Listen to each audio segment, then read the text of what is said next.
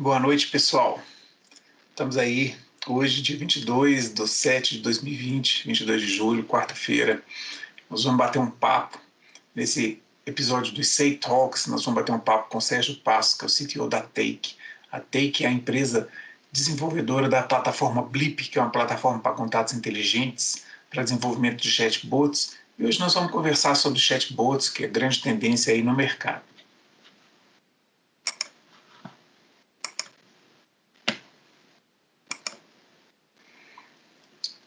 Ô Sérgio, antes de mais nada, muito obrigado por ter vindo, vai ser muito bom a gente poder conversar. E antes da gente começar a conversar, eu queria falar rapidamente o seguinte, né? Eu fui preparar uma apresentação, né? Afinal de contas, o que é chatbot, né? Que assunto é esse que nós vamos conversar? Por que esse assunto é tão importante, né? Então, antes da gente conversar, eu falei assim, vou pesquisar na internet e vou perguntar para quem sabe. E aí, nada melhor, né? Quem sabe mais sobre chatbot do que um chatbot propriamente dito, né? E aí, se a gente pensar no Loebner Prize, o Loebner Prize ele é famoso, é o prêmio, né, dos chatbots, é uma espécie de teste de Turing.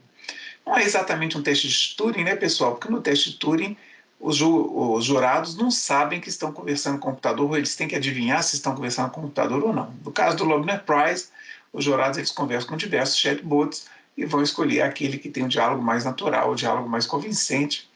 E o ganhador dos últimos Loebner Prize, que já é hexacampeão, o Mitsuki. Mitsuko, também chamado de Cookie, tá vendo?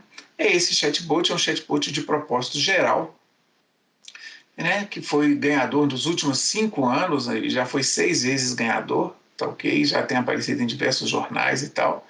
E eu fui perguntando para o chatbot, eu fiquei batendo um papo com ele, é interessante que você começa a bater papo e não consegue parar, né? É muito divertido. E aí, no meio do papo lá, eu perguntei lá, anyways, I need to talk about chatbots. What can I say? Né? O que eu posso dizer sobre chatbots? E aí o Cookie, o Mitsuko, me respondeu assim, you sound bored. Tá vendo que ele viu o anyways, ele viu o not really, percebeu que eu estava chateado, que eu não estava muito empolgado, tá vendo? You sound bored. Sure, chatbots sound like a good topic, tá vendo? Chatbots são um bom tópico, né? A chatbot is a computer program designed to talk to you. I am a chatbot. Of course, I like chatbots. I am a chatbot myself. Então, ou seja, basicamente, ele fez a definição mais simples que a gente pode fazer de um chatbot, ou seja, é um programa de computador que conversa com seres humanos. Essa é a base, o princípio aí dos chatbots, tá? E aí ele pergunta assim, what do you think about chatbots? You can say anything you want, but I prefer you do not be rude with me. Então, o Cook ele tenta fazer a conversa descolada, falar, não gostaria que você fosse rude comigo, né? Que você fosse gentil, né? Mas você pode falar o que você quiser, né? Enfim, seguindo esse raciocínio aí do Cook, a gente vai tentar estudar porque realmente esse chatbot é um caso, mas é um caso particular que não é exatamente o que a gente precisa para a grande maioria dos nossos use cases, né? A gente não precisa ter um computador que seja capaz de conversar de forma tão natural para a gente ter poder utilizá-los nos nossos use cases, nos nossos aplicativos, nas nossas empresas e agregar valor ao nosso negócio, né?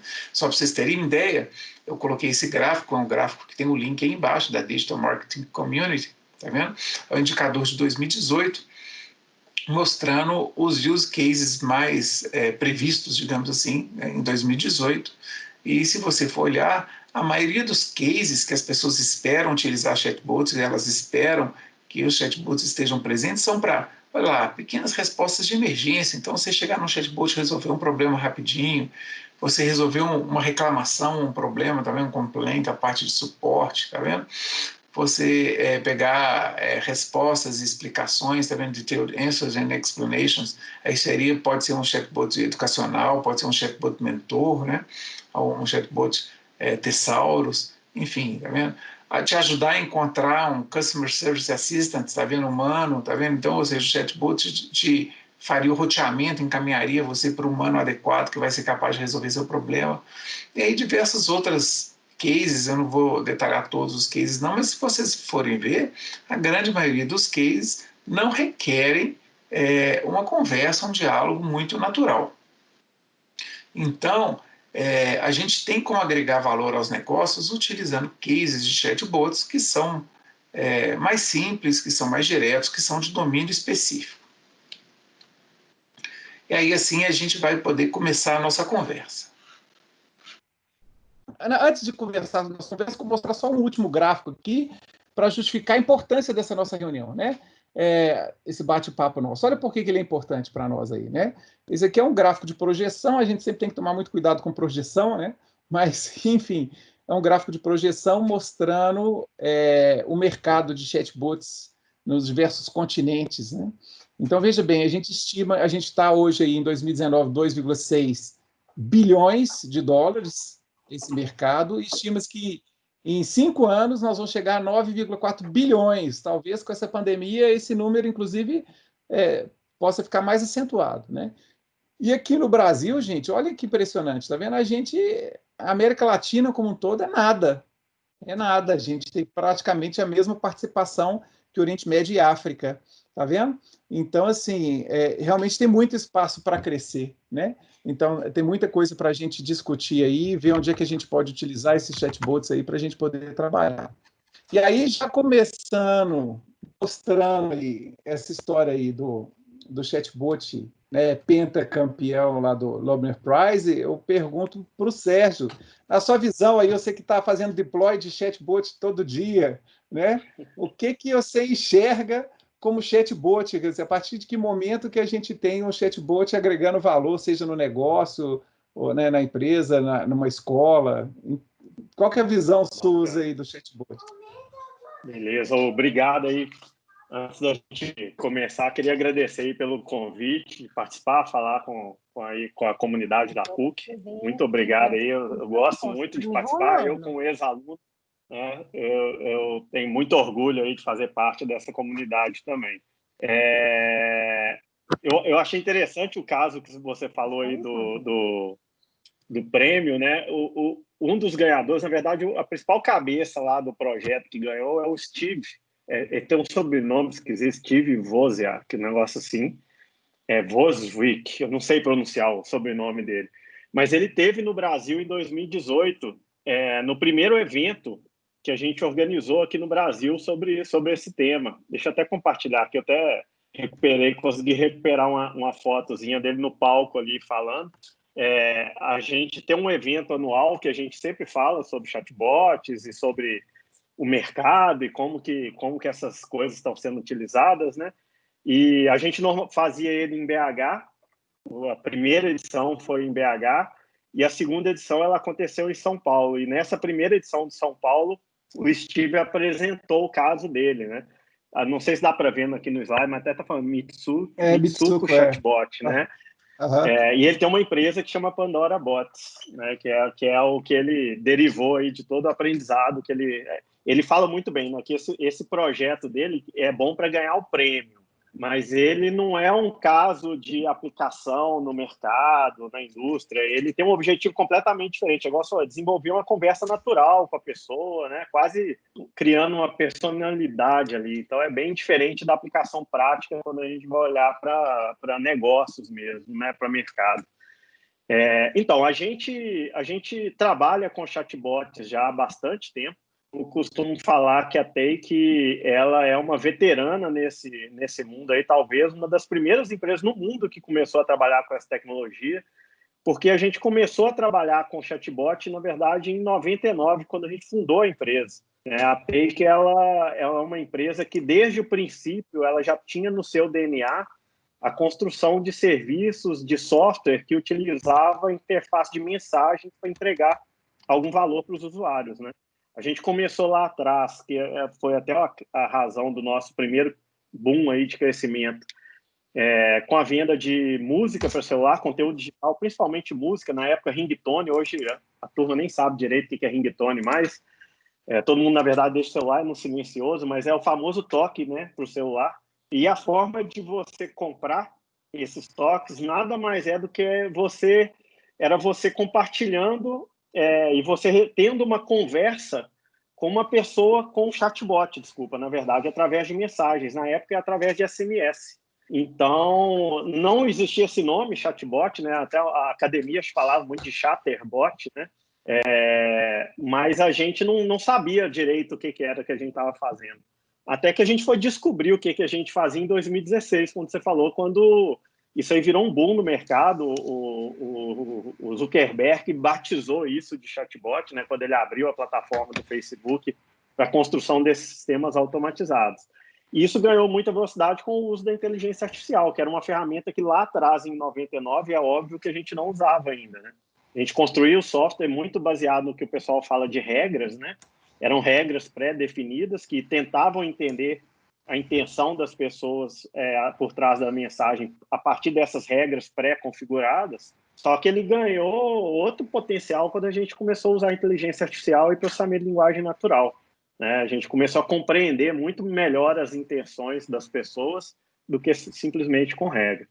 É um mercado que já estava crescendo muito rápido, né? Já estava evoluindo muito rápido. A gente via aplicações, achei perfeito o slide que você mostrou, as aplicações são essas mesmo. Na verdade, ele vem como uma ferramenta para resolver o nosso problema como consumidor, né? Eu brinco que ela vem para tomar o lugar que deveria ter sempre sido dos robôs, que é aquele processo automatizado que acaba acontecendo quando você liga para uma empresa e precisa de um tipo de atendimento. Que a empresa faz, ela coloca uma pessoa do outro lado para fazer um processo robotizado, né? Tem um script ali que a pessoa tem que seguir, né?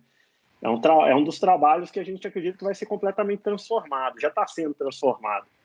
E ele vem sendo adotado em tudo quanto é segmento da indústria, né? Não só nas atividades relacionadas a atendimento, que é o mais óbvio, né?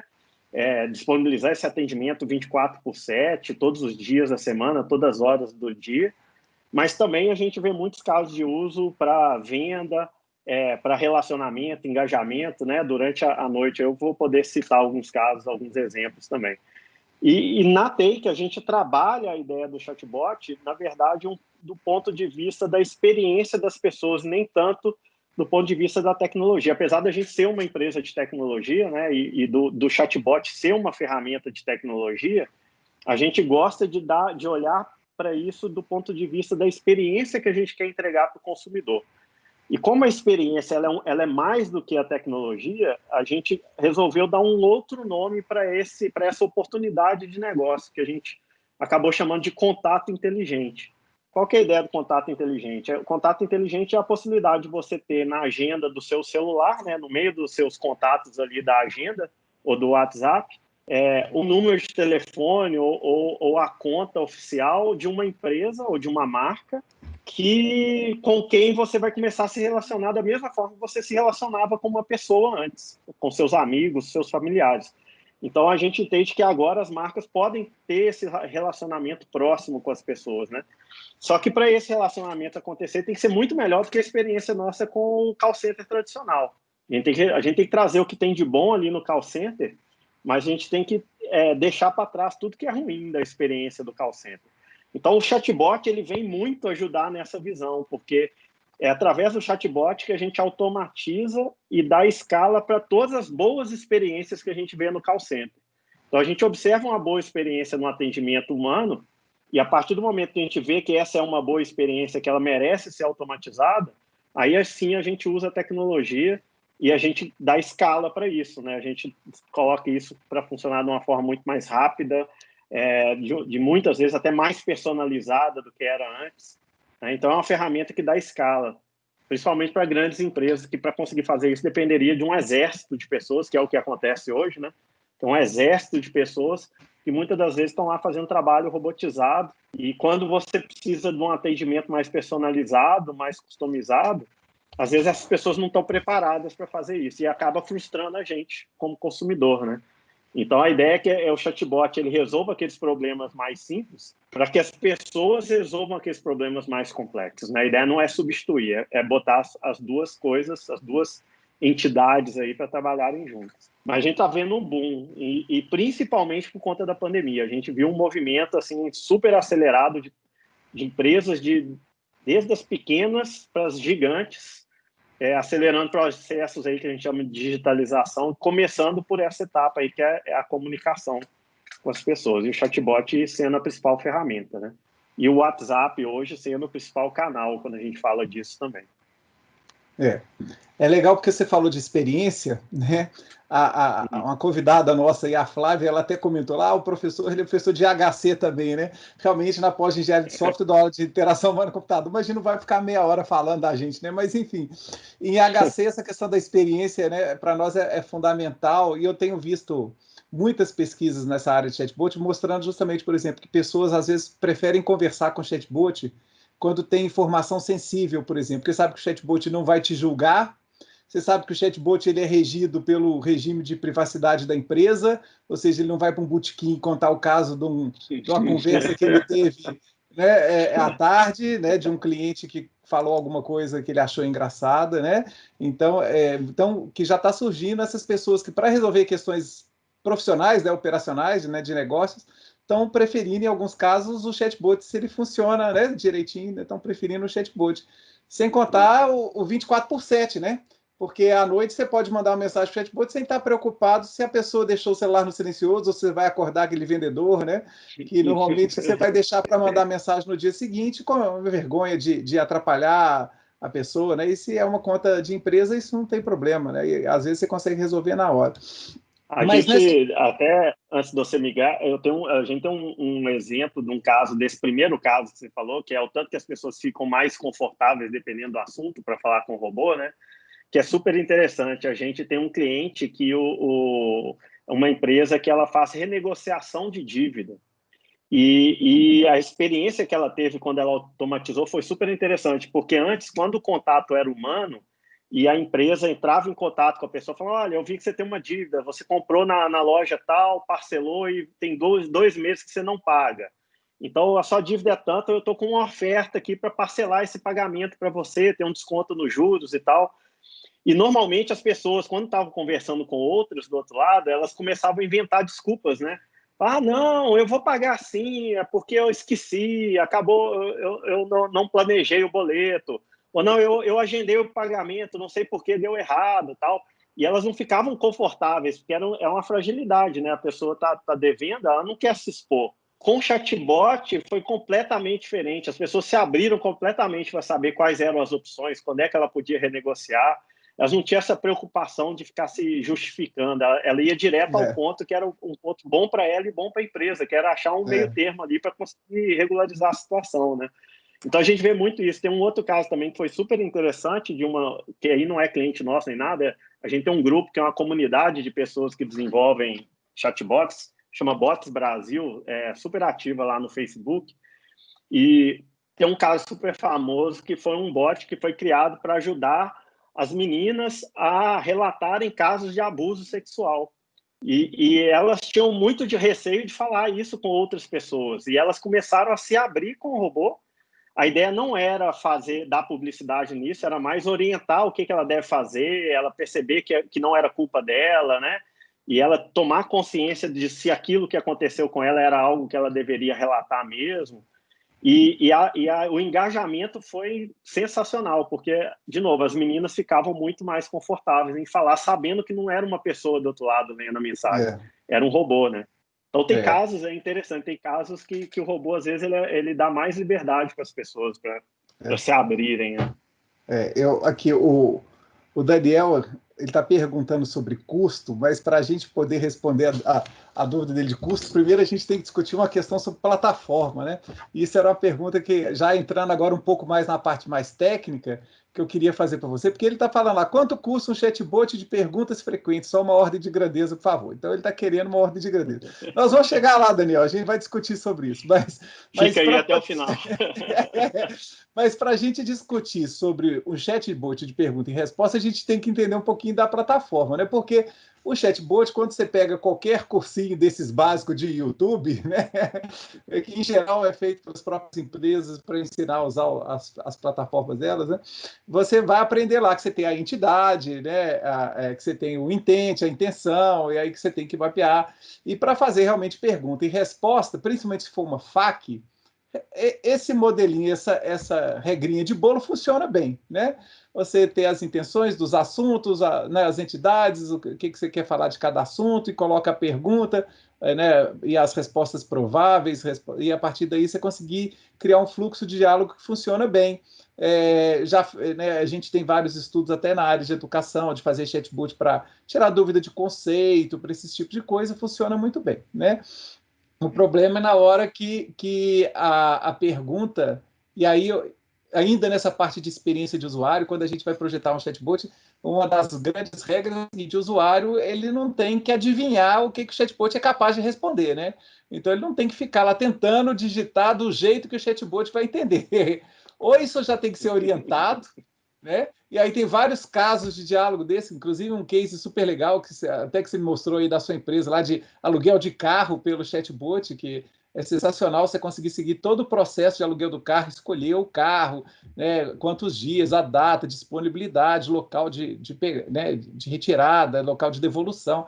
Isso, você tem um processo muito claro, né, que realmente dá para automatizar. Mas na hora que a gente não consegue automatizar isso, 100%, ou a gente quer que o robô seja capaz de entender, talvez, não sei, palavras de um domínio mais amplo, aí começa a entrar na plataforma a questão de machine learning, a questão de NLP, né?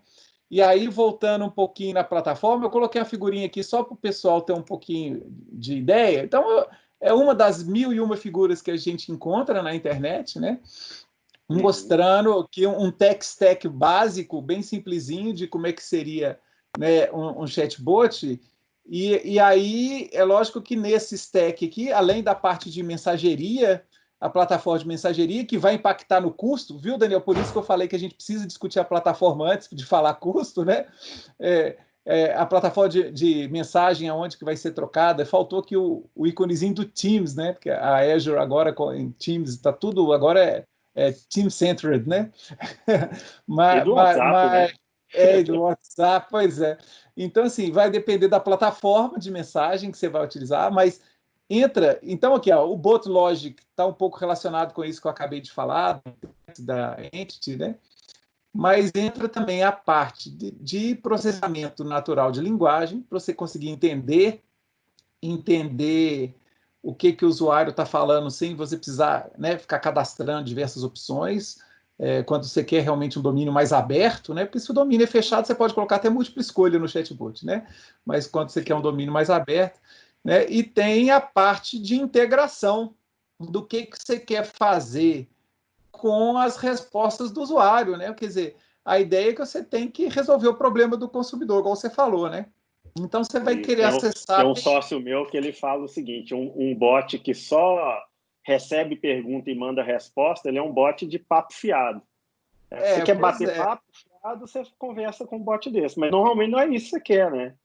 Pois é, e aí tem a parte de integração, quer dizer, você quer integrar, chamar API de parceiro, API de terceiro, você quer encaminhar ali, tá vendo, tem um Human Intervention lá embaixo aqui, ó, você quer encaminhar, às vezes, para um atendente humano, quando é um problema que o bot não consegue resolver, né? E tem a parte de Analytics aqui, que é o símbolozinho de Machine Learning, que depois eu queria que você comentasse um pouquinho também, sobre essa questão...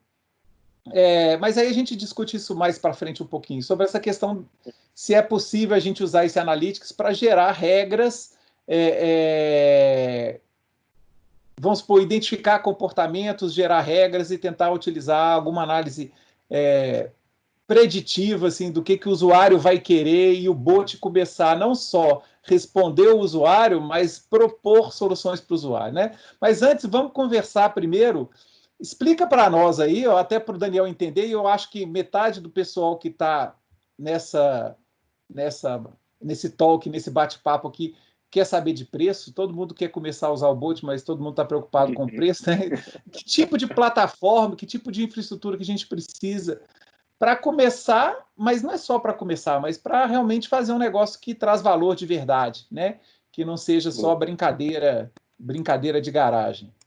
Eu costumo falar que uma arquitetura dessa aí, ela é ótima para você fazer prova de conceito, para você criar o primeiro projeto piloto, validar uma ideia, às vezes até vender internamente a ideia, né? Porque Cara, isso é fato. A gente vem, assim, a gente tem mais de 600 clientes hoje, aí, de tudo quanto é tamanho e segmento diferente, e 100% dos casos, nenhum chatbot, nenhum robô, né, e falando especificamente do robô, nenhum robô ele sobrevive à primeira interação com uma pessoa que está fora do time que desenvolveu. Qualquer ser humano normal vai conseguir pensar uma forma de pedir alguma coisa que você não conseguiu pensar lá atrás, né? Então, por mais perfeito que sejam as suas regras, que são as opções que você dá para o cliente, né? Às vezes você coloca lá os botões para a pessoa clicar. Vai ter gente que não vai clicar no botão, mesmo querendo uma opção daquele botão. Por mais que você construa o seu modelo de processamento de linguagem natural, pensando todas as intents, todos os exemplos possíveis, vai ter alguém que vai conseguir mandar uma mensagem que vai deixar o seu robô confuso entre duas opções e você não vai saber, ele não vai saber decidir o que é.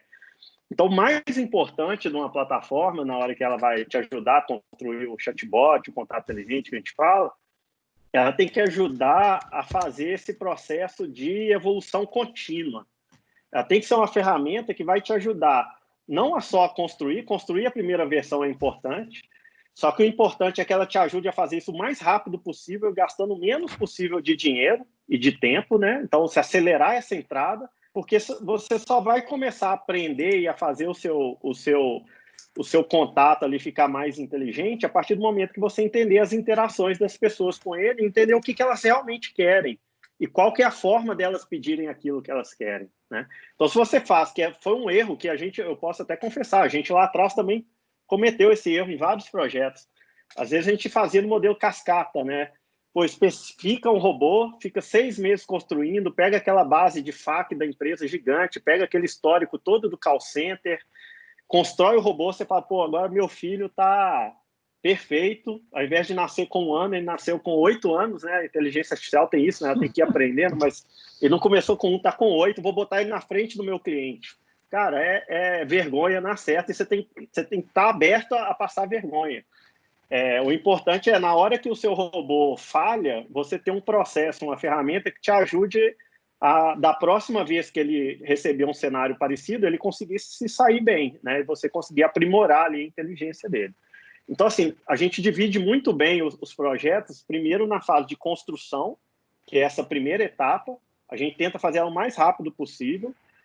A segunda etapa, que é a parte de gestão, que é onde você vai entender o que está acontecendo, vai chamar as primeiras pessoas para conversar com esse robô, e muitas das vezes, assim, quase que 100% dos casos, você vai ter um time de atendimento que vai pegar aqueles casos que o robô não consegue resolver, porque a última coisa que você quer é o seu usuário na outra ponta ficar frustrado porque ele queria resolver um problema e o robô não sabia, né? E o robô mandar ele para outro lugar, tipo, liga para a gente. A pior coisa que você pode fazer é isso, a pessoa já está falando com você ali no chat, né? Então, o ideal é que tenha pessoas, e depois dessa fase de gestão, você entra na parte de evolução, que é a partir do aprendizado que você fez, você começa a rodar esse ciclo, né? A gente usa nomes bonitos, mas no final das coisas é o famoso PDCA, que todo mundo aprende. Lá atrás, nada diferente disso. Então, você tem que colocar alguma coisa no ar, aprender com o que deu certo e o que errou e aprimorar aquilo para ter certeza que você vai construir de novo alguma coisa melhor, você vai observar e vai melhorar, né? E aí você entra nesse ciclo. Na fase de construção, e aí já respondendo um pouco a dúvida do Daniel, ela pode ser tão cara ou barata quanto você queira. Então, depende se você quer que o seu robô nasça com 1 ano, com 2 anos, com 5 anos ou com 8 anos de idade. O tanto de conhecimento que você quer treinar ele para ele ser apto a responder. Desde que você esteja ciente, né, que isso é um trabalho que a gente fez muito no mercado, de educar as pessoas, alinhar a expectativa, né? Você tem que estar ciente que por mais tempo que você gaste nessa parte de construção, você vai ter que investir mais ainda na fase de gestão e evolução do seu robô. Então, por isso que a gente recomenda ao invés de tentar fazer o robô de 8 anos, fazer ele de 1 ano. Só que aí você faz ele evoluir mais rápido, né? Você faz ele evoluir toda semana 1 ano a mais, ao invés de ter que esperar 6 meses para ele nascer com 8 anos. Nessa fase de construção, basicamente o que a gente faz é pegar alguma fonte de conhecimento, tipo um FAQ mesmo, e configurar ali algumas perguntas. Normalmente a gente tenta olhar para o que são os outros canais de atendimento que a empresa já tem, para tentar pegar quais são os principais motivos de contato, e aí você tentar automatizar aqueles que podem ser automatizados, e os que não podem, você passa para o atendimento humano o mais rápido possível. A gente tem cliente que eles já entram, né? Tem várias empresas que já entram no modelo 100% humano, sem zero de automação, no máximo controlando o horário de atendimento. Por quê? Porque ela consegue, e aí o custo entra nisso, ela consegue com um dia de projeto colocar o contato dela no ar, consegue entregar uma experiência boa para as pessoas, porque aquele atendente que estava no telefone com uma pessoa por vez, ele está agora atendendo 20, 30 ao mesmo tempo, né? E o mais importante, ele começa a aprender quais são os motivos das pessoas mandarem mensagens para a empresa. E isso é um caso super interessante que a gente vê com várias empresas também. Às vezes a gente olha no call center e você acha que o comportamento no chat vai ser igual ao call center. E é quase certo que não vai ser, né? Eu tenho um exemplo que é muito claro que mostra isso, que é de um banco que trabalhou com a gente lá atrás também, começou com a gente lá em 2016.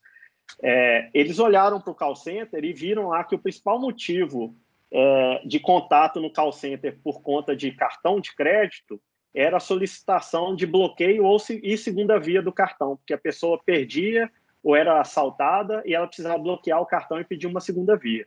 Então a gente foi e falou, pô, vamos automatizar esse processo, né? Eles tiveram que construir API do lado deles, a gente teve que autenticar a pessoa do outro lado para ter certeza que era ela que podia fazer aquela solicitação. Então o robô já nasceu lá com 8 anos de idade nessa habilidade de bloquear e pedir segunda via de cartão. E levou meses para a gente conseguir fazer isso. Imagina o que é um banco permitir fazer isso através de um chat, né? Sem nenhum tipo de intervenção humana.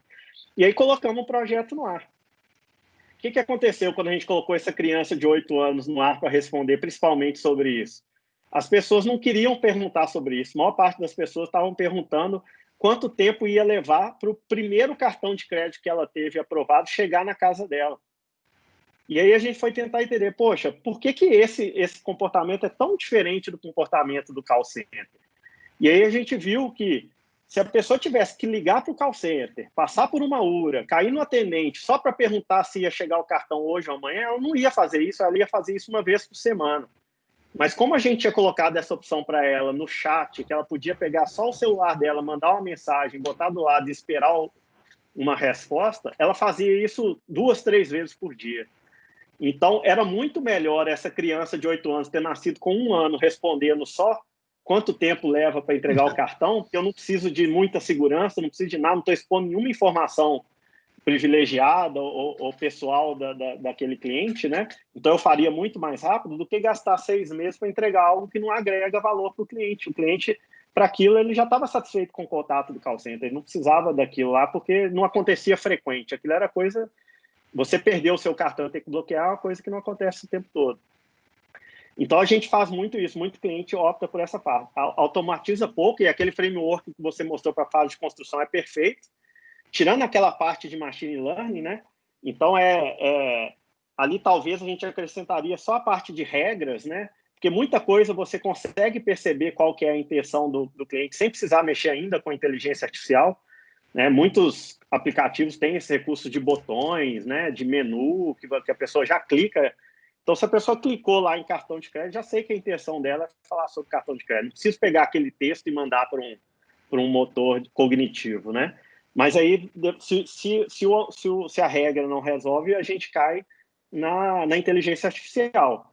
E aí, a gente treina ela normalmente com essa base de um FAQ, e normalmente a gente faz, inclusive, um teste interno, às vezes até com próprios funcionários que vão validar se esse robô está bem treinado antes de abrir para o público também. É um negócio legal para qualquer empresa, né? Seja público interno, externo, seja universidade. Então, pô, antes de eu liberar o contato da PUC para todos os alunos, vou testar primeiro com os professores, né? Ou com os funcionários, vamos ver se ele responde bem.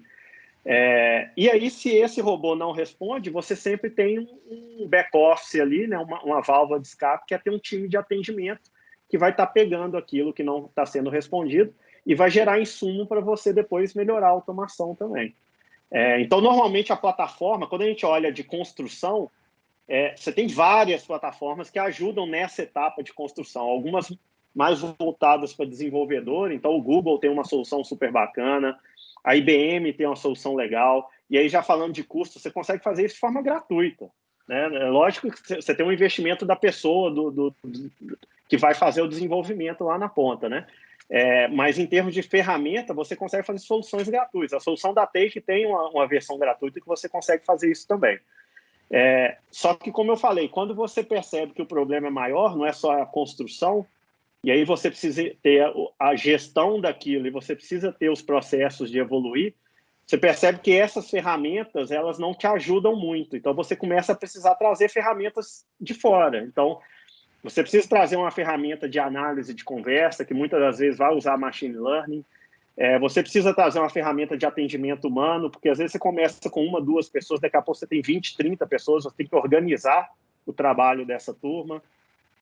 Você precisa trazer ferramentas, por exemplo, de gerar campanhas de engajamento com as pessoas. Então, você quer que elas continuem conversando com o seu robô. Então, como é que você engaja com elas, faz campanhas ativas para trazer novas pessoas e para manter esse engajamento?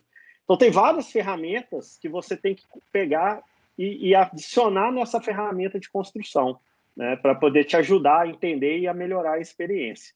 E aí a nossa solução, né, no caso do Blip, ela é um pouco disso. A gente não quer reinventar a roda, né? A gente entende que você precisa ter o melhor de cada mundo. Então, o motor cognitivo, a gente deixa o usuário usar Google, IBM, Microsoft, ele escolhe qual que ele quer usar.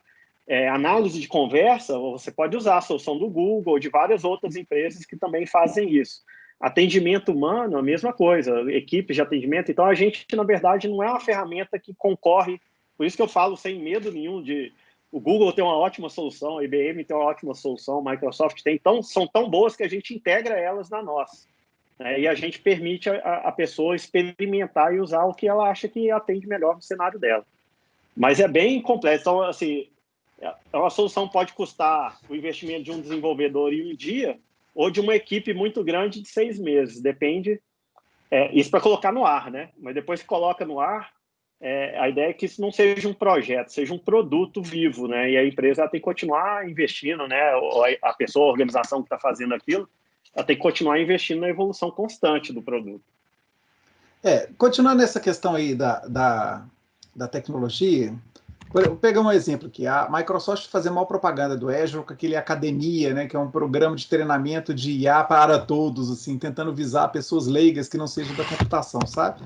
E lá tem uma videoaula que em 1h30 você publica um chatbot no Teams. Por isso que eu estava brincando lá. A videoaula deles, em 1h30 você cria um chatbot no Azure e publica no Teams, né? Então, assim, mas é lógico que ela está publicando no ecossistema dela. E assim, você pega o Dialogflow lá do Google, também em 1 hora você assiste umas videoaulas lá e publica no Google Cloud, né? E assim, para você começar a publicar, né, a publicação de bots, vamos supor que eu, né, gerei regras, bot com respostas estáticas, bem simples, né? E está satisfatório ali para mim, eu estou fazendo um Service Desk, onde as perguntas são muito estruturadas e tal, e eu quero publicar.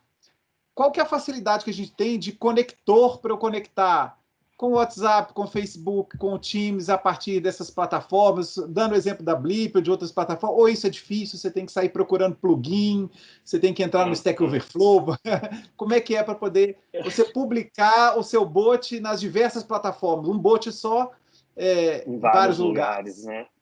Pois isso depende muito do quanto você quer ter o controle dessa publicação, né? Por exemplo, você como desenvolvedor, você quer fazer essa conexão direta com o canal, é uma opção.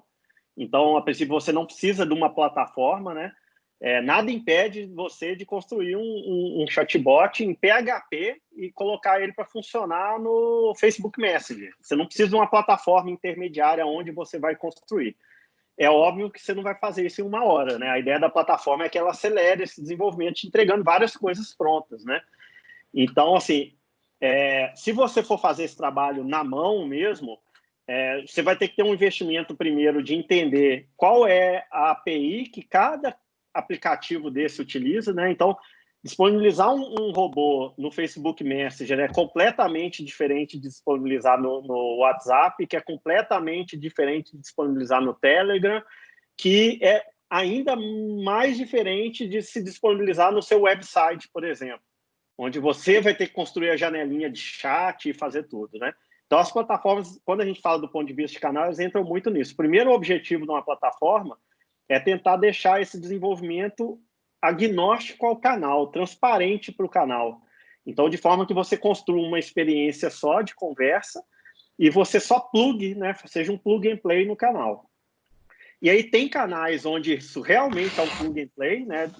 Aí eu posso falar com mais propriedade na nossa plataforma, mas eu sei que outras plataformas têm essa mesma solução do ponto de vista de gateway de canal, onde, uma vez construído o diálogo, né, seja com regra, seja usando NLP, você simplesmente vira uma chavinha e consegue disponibilizar ele, por exemplo, no Facebook Messenger. A publicação de um bot hoje no Facebook Messenger, por exemplo, no caso do Blip, é basicamente você virar uma chave, entrar com seu usuário e senha do Facebook e escolher a página que você quer que ele seja publicado. É algo tão simples quanto. Quando você vai para outros canais, a complexidade vai mudando um pouco. Então, por exemplo, no Telegram, ainda é fácil, é coisa que você resolve em mais minutos do que no Messenger, mas você precisa criar conta, pegar chaves de autenticação e tal, mas também é algo mais simples. O WhatsApp, por exemplo, já é um mundo completamente diferente por conta do modelo dele de criptografia fim a fim. Então, você não consegue ter acesso direto à plataforma do WhatsApp. Você tem que fazer isso via o que o WhatsApp chama de provedor oficial, que é quem vai te entregar uma plataforma para se conectar à solução deles. Mas eu acho que o mais difícil, né, de novo, não é a tecnologia. O mais difícil é a experiência que a gente quer entregar. Então, se eu quero construir um único bot que fala com o cliente no WhatsApp, que é um canal super básico, né, que tem pouquíssimos recursos, e eu quero esse mesmo robô conversando também no Messenger, que talvez seja o canal mais rico, junto com o Telegram que a gente tem, você consegue fazer foguete para a Lua lá, né, de experiências, de botões, recursos visuais e tal, completamente diferente do WhatsApp. Se você faz um único robô, uma única experiência, você acaba nivelando por baixo. Então, o seu usuário no Facebook Messenger vai ficar frustrado, porque gostaria de utilizar recursos que o Facebook disponibiliza, que o WhatsApp não disponibiliza. Então, do ponto de vista de desenvolvimento... Você tem um exemplo, assim, só para a gente... Um exemplo do caso Facebook e WhatsApp? Tipo, que são publicar para diferentes? amigos, coisas assim? Não, por exemplo, no WhatsApp tem até 1 mês e meio, 2 meses atrás, você só conseguia fazer no WhatsApp as mesmas coisas que um usuário normal consegue fazer na hora que ele está conversando com o outro. Então, o robô estava limitado a fazer as mesmas coisas, né? Mandar mensagem, mandar e receber mensagem, mandar e receber imagem, mandar e receber vídeo, áudio, localização, contato, né? De compartilhar um contato e coisas do tipo. Você não tinha capacidade, por exemplo, que mudou há 2 meses atrás, de mandar um botão do robô perguntar como que eu posso te ajudar hoje? Opção A, B ou C?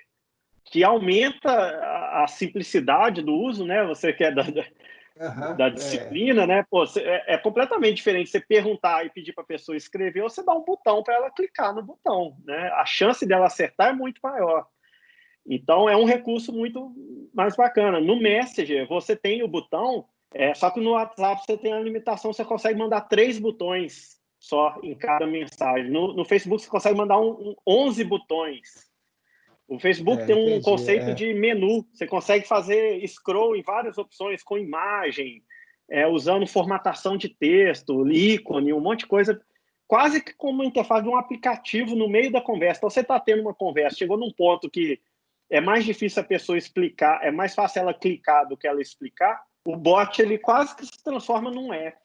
A pessoa consegue interagir e voltar. E se ela quiser, ela pode continuar escrevendo também, né? Mas ela tem recursos, por exemplo, compartilhar uma localização, fazer um pagamento no Facebook. Eu consigo fazer um pagamento hoje. O Brasil ainda não está disponível, mas os Estados Unidos já está. O WhatsApp está prometendo lançar aí, lançou, voltou, né? Mas para bot ainda não está disponível. Então, são vários recursos que a experiência visual ela fica diferente. E aí, o ideal, por exemplo, esse caso de locadora de carro que você falou, essa locadora ela tem uma experiência no WhatsApp, ela entrega o mesmo serviço, o mesmo atendimento. Você quer alugar um carro? Você consegue. Só que é uma experiência no WhatsApp, é uma experiência completamente diferente no Facebook Messenger, E a gente lançou um canal novo com o Google agora, esse mês, que é o canal no Google Maps, que é você procura uma empresa no Google Maps, antes aparecia rota e telefone, né? Agora aparece mandar mensagem também. Então é uma experiência completamente diferente, porque tem recursos diferentes. O iMessage, que é o canal da Apple, né? Que é o Mensagens da Apple, essa empresa de locação de carro está nele também. E a Apple tem recursos completamente diferentes. Então, não fazia sentido para a marca fazer uma experiência só em todos os lugares. Ela tem que adaptar para usar o melhor. É como a gente fala, né? Você pode fazer uma versão do aplicativo idêntica para Android e iOS. Só que a experiência do usuário é completamente diferente se você fizer uma versão para iOS, considerando tudo que um padrão de interface que o iOS tem, né? O mindset do usuário no iOS é diferente do mindset do usuário no Android. Então, o objetivo de construir a mesma experiência em vários canais acaba sendo esse também. Você acaba perdendo um pouco. É possível, mas você perde um pouco.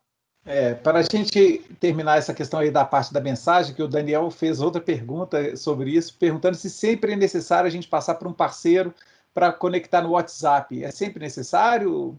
Você Cara, consegue fazer eu posso falar assim que 99,9999% dos casos você tem que passar por um parceiro.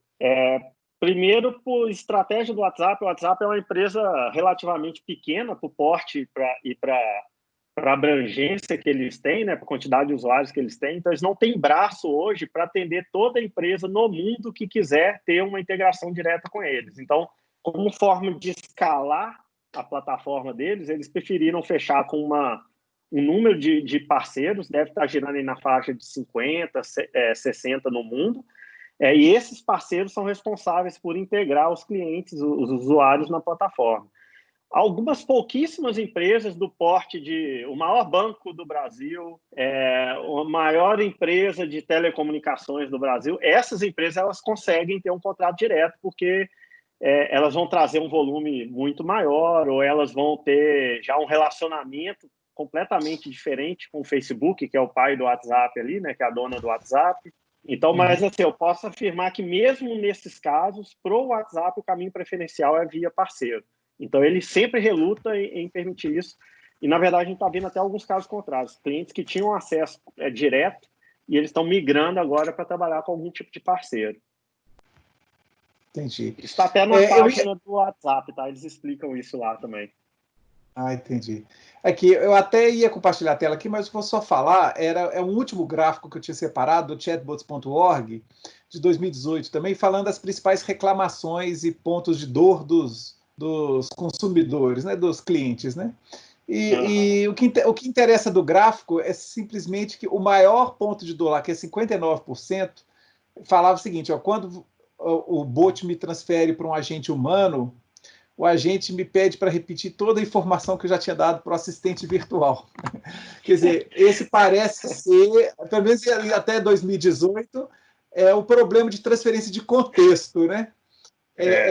Ou seja, você começa o diálogo no bot e aí tem que terminar esse diálogo em algum lugar. Como é que a gente desenvolve isso? Qual que você acha que é a melhor solução para resolver esse problema de contexto? Tem um exemplo disso aí, que é um exemplo não, né? Uma coisa que o outro sócio meu fala lá na Take também, que eu acho perfeito para isso. Não só essa questão do contexto de passar do automatizado para o humano, mas também a questão do contexto quando você fala hoje, fala de novo daqui a 6 dias, 7 dias, né? Ele fala o seguinte, cara, imagina o que é a diferença do mindset do call center para o mindset do contato inteligente, que é esse mundo de mensagens, esse mundo de conversa que começa e não acaba, né? A conversa no WhatsApp, ela não acaba. Você começa ela e ela continua sempre, né? A diferença é o seguinte, no mundo do call center, eu deito com a minha esposa, converso com ela hoje antes de dormir, dou boa noite para ela, beleza? Chega amanhã de manhã, na hora que eu acordo, eu viro para o lado e falo bom dia, ela fala olá, seja bem-vindo, por favor, me informe o número do seu CPF e o último protocolo para a gente continuar conversando, né? Por que existe isso no call center? Porque na hora que o call center pede isso, o que ele está querendo fazer? Está querendo saber quem é você para pegar o seu histórico, o seu contexto e continuar a conversa, né? No mundo de contatos por mensagem, principalmente por esses aplicativos que onde a conversa começa e não termina, que é bem diferente dos websites. O website tem esse comportamento de call center, né? Toda vez que você entra no site, abre uma janelinha, você tem que recomeçar. Inclusive, tem aquela angústia que se você não der um oi de vez em quando, ele vai lá e corta a conversa com você, você tem que começar ela de novo, né? É o mindset do call center, é o mindset do tempo médio de atendimento, o pessoal tem que resolver o problema em 10 minutos, porque o cliente está lá no telefone, né? Ele não pode perder a ligação. No mindset do contato inteligente, as coisas são mais assíncronas. Então, o contexto é a parte mais importante do contato, né? Aquele desenho que você fez que a gente puxa o machine learning, aquele machine learning lá é exatamente esse entendimento do contexto, né? É você saber quem é aquela...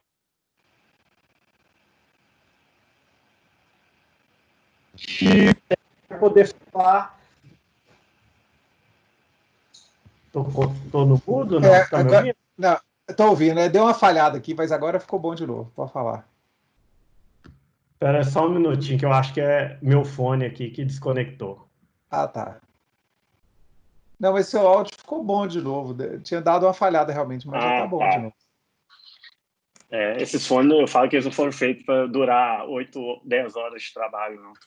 Não. Mas o mais importante é essa questão do contexto, né? Você ter porque da mesma forma que o seu usuário tem um contexto, porque ele pode chegar no WhatsApp ou no aplicativo de mensagem, aí dar a rolada da tela para cima e falar com você, não, mas semana passada você me falou isso, hoje eu quero isso, né? Então ele tem um histórico lá. Tanto o robô quanto o atendente, eles têm que ter essa mesma visualização, né? Então, quando a gente construiu a plataforma lá atrás, qual que era a nossa intenção? Como tudo que a gente faz no produto, como eu comentei antes, a ideia é permitir que você use o que tem disponível já. A gente não quer reinventar. Tem um monte de empresa especializada em fazer ferramenta de atendimento por chat no mercado, né? É muito melhor eu pegar todas essas ferramentas e deixar como uma opção para a empresa escolher qual que ela quer utilizar do que desenvolver uma do zero. Só que a gente percebeu que todas elas, sem exceção, foram construídas com o mindset do call center, que é esse onde o atendente do outro lado, ele não tem o contexto das conversas passadas, ele trabalha no modo ticket, né? Ele olha lá qual que foi o número do protocolo, qual foi o assunto, o CRM, ele consulta lá o resumo que um outro atendente colocou, ele não tem a conversa, né? E a gente viu que para conseguir dar uma boa experiência, o atendente também tinha que ter esse histórico. Então, hoje, por exemplo, a nossa interface para o atendente ela é muito parecida com o WhatsApp Web, que a gente usa no computador. Ele consegue, na hora que um cliente cai para ele consegue ver todo o histórico da conversa que a pessoa já teve com o robô antes de cair nele, para não ter que perguntar a mesma coisa, perguntar qual que é o seu último protocolo, como que eu posso te ajudar, né? Ele já entra resolvendo o problema. E a mesma coisa o robô. O robô também tem um pouco dessa quebra quando a pessoa termina de falar com o atendente e volta para o automatizado. A gente ainda tem muito para evoluir isso, mas uma das coisas que a gente mais tem trabalhado é fazer o robô aprender com a experiência que foi feita no humano. Ele pegar o contexto do que houve no atendimento humano e usar isso também para enriquecer o contexto dele. E, por exemplo, da próxima vez que a pessoa pedir para falar com o atendente, ele poder perguntar, pô, mas você quer resolver sobre esse problema que você conversou da última vez? Você quer que eu resolva para você ou você quer falar com a mesma pessoa que te atendeu da outra vez para ela continuar seu atendimento ou pode ser com o próximo disponível? Para falar com aquela mesma pessoa, o tempo de espera é tanto. Para falar com o próximo disponível é tanto. Então, ele começa a poder dar mais contexto e dar um negócio uma experiência mais personalizada. Mas essa quebra é o principal...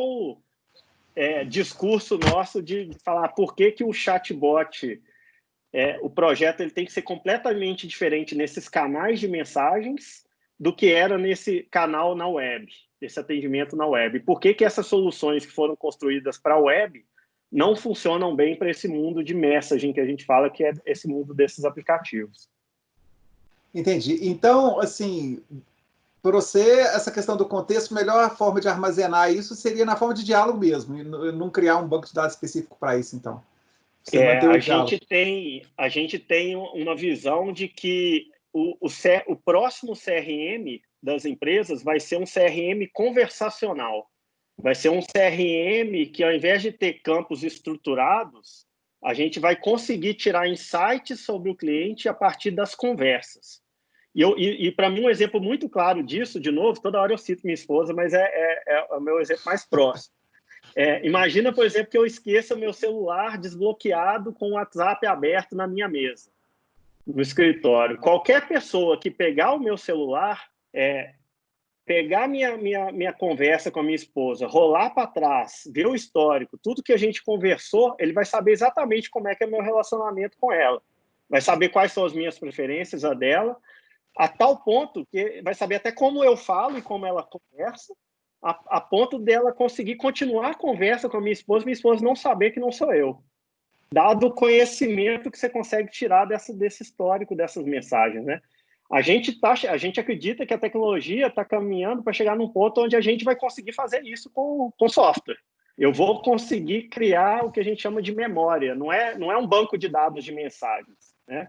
A gente tá trabalhando um projeto, como que eu construo uma memória para o histórico de mensagens, porque a nossa memória, a gente não armazena tudo, a gente armazena aquilo que é importante, né?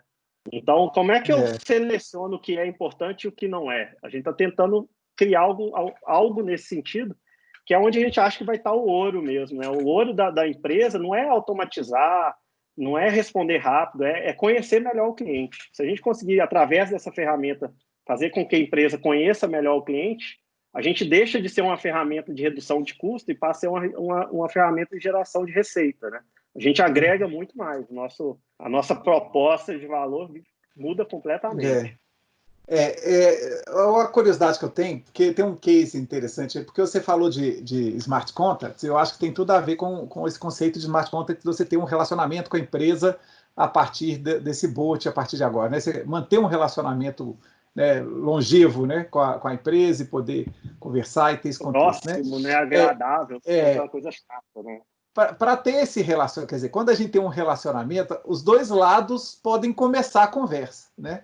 E a gente, sempre que a gente fala de chatbot, é muito comum, igual o case lá que o Daniel perguntou, pergunta e resposta, né? A gente sempre pensa assim, o usuário começa a conversa, né? Ele começa e é sempre, parece que são rounds, né? São rodadas, né? Rodadas de pergunta e resposta. Agora, até que ponto... Porque imagina o seguinte case, eu tenho um sistema de Service Desk, ou até um sistema de alarme no meu servidor, que aí toda vez que o servidor atinge uma carga muito alta, normalmente eu gero um alarme e cadastro uma ocorrência lá no Service Desk, um alarme, cadastro lá para a equipe técnica poder ver aquele chamado e resolver aquele problema, né? Atuar naquele problema, né? Uma interface, um chatbot, poderia estar no WhatsApp desses técnicos e ao invés deles terem que ficar consultando o Service Desk toda hora, quando acontecesse o alarme, o chatbot já entrasse em contato. Ô, Sérgio, aconteceu o alarme, o seu CPU lá está com 98% de processamento, o que você quer que eu faça? Né? Ou seja, como é que é feito isso para um chatbot começar a conversa? Se isso é viável... Isso é completamente viável, só que é um tema que é tratado assim, com muito cuidado pelos aplicativos de mensagem, né? Qual que é a grande preocupação aí do WhatsApp, do Messenger, da Apple, do Google? Eles não querem que esses canais virem o próximo SMS, né? Que o SMS acabou virando isso. O SMS tem essa possibilidade de você conseguir começar a conversa, porque para fazer isso basta você saber o número do telefone da pessoa, né? Então, eu não preciso nem conhecer a pessoa. Se eu sei o número dela, eu consigo mandar para ela. Eu posso fazer até por tentativa e erro, sair mandando para todo mundo. Por mais que as operadoras tentassem colocar regras de você só pode mandar para quem autoriza e tal, acabou que o mercado não conseguiu se autocontrolar. Então, isso aí acabou matando o canal. Tanto que hoje, quando a gente recebe um SMS, é a última coisa que a gente olha, né? Provavelmente você sabe que é algum spam que você está recebendo, então é um negócio que mais atrapalha do que ajuda. Então, se tecnicamente não tem problema nenhum, a gente consegue começar a conversa em qualquer um desses canais. O que os canais fazem como restrição? É uma restrição mais de política de uso, né? Eles pedem que, na grande maioria dos casos, eles exigem que a comunicação seja iniciada pelo cliente. Então, você só sabe o ID, o identificador do usuário, quando ele te manda a primeira mensagem. Tá? Então, com exceção do WhatsApp, que usa o número do telefone celular, Todos os outros canais, cada cliente tem um identificador que você não tem como saber de forma antecipada qual é o identificador dele, porque não é o e-mail dele, não é a conta dele no Facebook, não é a conta dele no Instagram. Eles criam no aplicativo de mensagem, cada usuário tem um novo identificador que não é o identificador público, é um identificador privado, que normalmente é um identificador que está restrito para aquela conversa. Então, cada pessoa tem um identificador para cada empresa, com cada robô que ele está conversando. Então, se ele conversa com o robô A, com o identificador 1, o robô B não consegue pegar esse identificador 1 e mandar uma mensagem para ele, porque vai dar como um endereço inválido ali, um destinatário inválido. Então, o que eles fazem? Eles exigem isso, que a primeira conversa seja sempre iniciada com o cliente. Só que uma vez que o cliente, o usuário, iniciou a conversa, a partir daquele momento você tem o identificador dele. Então, você consegue, de forma ativa, mandar uma mensagem para ele 7 dias depois, um mês depois. E aí eles voltam com as políticas de novo também. Alguns motivos de contato são permitidos serem usados pela empresa, pelo robô. Então, por exemplo, se eu fiz uma compra, eu posso mandar uma mensagem daqui a 7 dias no Facebook falando sobre a entrega daquela compra, uma pesquisa de satisfação, alguma coisa relacionada àquela compra. Mas eu não posso mandar uma mensagem com uma promoção. Então, conteúdo promocional, por exemplo, eu não consigo fazer. E aí, cada canal tem a sua regra. No WhatsApp, como o identificador é conhecido, é o número do telefone, eles tiveram que fazer uma solução mais diferente de todos os outros canais, mais complicado do que os outros canais. O que eles fizeram? Se o cliente nunca mandou uma mensagem para você, ou se ele não mandou nenhuma mensagem para você nas últimas 24 horas, a mensagem que você enviar para ele, ela passa a ser paga. Então, e é um pago caro, não é um pago barato, não. Então, hoje no Brasil, um SMS está girando aí na casa de 5 a 10 centavos, de acordo com o volume de mensagens que você manda, né, que você contrata da operadora. No WhatsApp, isso está girando na casa de 30, 35 centavos por mensagem. Então, imagina assim, toda vez que a CPU chegar a 100%, você vai ter que mandar uma mensagem que vai custar 35 centavos. Para coisas que acontecem com frequência, ou que agregam um pouco valor, isso não justifica, né? Então, imagina, por exemplo, eu comprei um produto de R$10, toda vez que mudar o status dele lá, eu vou ficar gastando 35 centavos, a margem da empresa vai embora, né? Agora, em compensação, se eu, por exemplo, estou vendendo um apartamento e eu agendei uma visita com o corretor acabou de chegar no apartamento e você está atrasado, 35 centavos para te lembrar que está na hora de você ir para o apartamento, para vender um apartamento que custa dezenas de milhares de reais, justifica os 35 centavos fácil. Então, depende muito do caso de uso. Então, assim, tecnicamente não tem restrição no WhatsApp, é mais de modelo de política de uso mesmo, né? E nos outros canais você tem algumas políticas também, mas são mais flexíveis. Você não tem a questão do custo, né? Tirando o SMS, o Facebook, você não tem essa questão do custo. Então, eu, no seu caso, aí, por exemplo, usando esse caso fictício, eu pediria para todos os meus funcionários usarem o bot no Facebook e mandasse uma primeira mensagem falando, ok, pode me mandar alertas por aqui. E aí, a partir daí, eu posso me comunicar de forma livre com ele. Entendi. Olha, já são 7h04 e a nossa proposta do Stay Talks é que sempre fique em 1 hora, então vamos tentar só fazer um wrap-up aqui.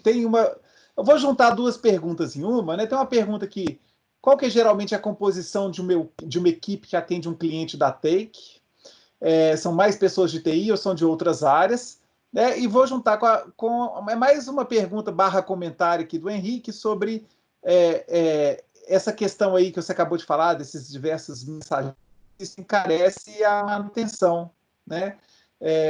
Você tem code bases diferentes, imagino, como é que funciona essa questão, ou se uma plataforma como o Blip, ela já deixa isso transparente. Então, vamos tentar responder essas duas perguntas relativas a recurso humano, né? Recursos humanos para criar um chatbot lá na Blip, atender um cliente lá na Take e qual que é o desafio dessa questão aí da manutenção nessas diversas regras diferentes? A Take, a gente tem basicamente duas ofertas, né? A gente tem uma primeira oferta, que é a plataforma, e uma segunda oferta, que é o serviço, que é essa possibilidade de você ter pessoas do nosso time trabalhando no seu contato, né? Eu costumo fazer a comparação seguinte: o Blip é como se fosse o PowerPoint, né? Então, ele é uma ferramenta para construir apresentações. Só que nenhuma empresa quer uma ferramenta de construir apresentações. A empresa quer uma apresentação, né? O que ela quer no final é uma apresentação. Então, você, como empresa, você pode contratar o Microsoft PowerPoint como ferramenta e pode ter alguém dentro de casa, que é um designer ou alguém que vai construir a apresentação para você usando a ferramenta. Se você não tem ninguém na sua empresa bom de apresentações, o que normalmente você vai fazer? Vai procurar um freelancer, uma agência, alguém que vai construir para você usando o PowerPoint, né? Então, a gente é exatamente isso. O Blip é a ferramenta, né? É uma versão só, é uma ferramenta na nuvem, ela é online, então você não precisa ter nada instalado no seu ambiente, você faz tudo lá dentro. Você constrói toda a experiência que você quer entregar para o seu cliente ali dentro, usando a ferramenta. E aí você decide, se eu acho que eu tenho um time capaz de fazer isso, a gente tem todo um suporte para treinar material, documentação sobre como fazer isso, né? E aí depois eu vou entrar na questão dos papéis, né, que compõem a equipe.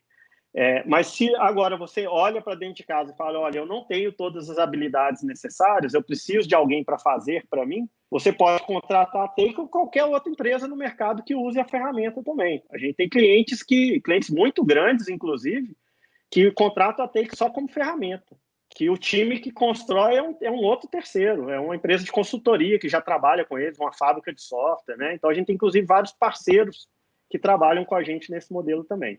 O nosso objetivo como empresa é ser uma empresa de plataforma. A gente oferece o serviço como uma forma de acelerar o uso da plataforma para os clientes que não têm um time interno capacitado. Tanto que uma das coisas que a gente faz é transferência de conhecimento.